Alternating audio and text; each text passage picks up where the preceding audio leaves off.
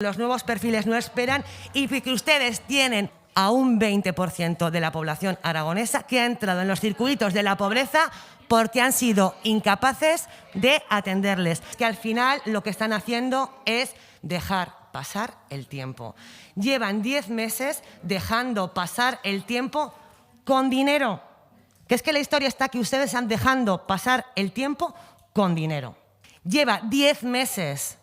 un decreto siendo ejecutivo,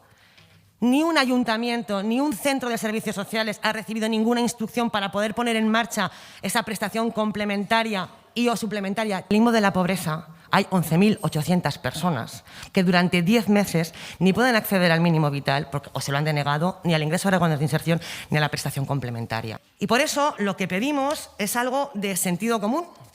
y es que de manera inmediata se ponga en marcha la prestación aragonesa complementaria del ingreso mínimo vital para complementar y o suplementar las cuantías necesarias para poder cubrir las necesidades básicas de las personas y de las familias muy vulnerables. Porque si no, estarán demostrando que pueden ser muy empáticos de discurso, pero que no se dan cuenta que en estos momentos hay un perfil nuevo de familia pobre, que lo ha sido por la pandemia, que necesitan que ahora les ayudemos, que no están en riesgo de exclusión,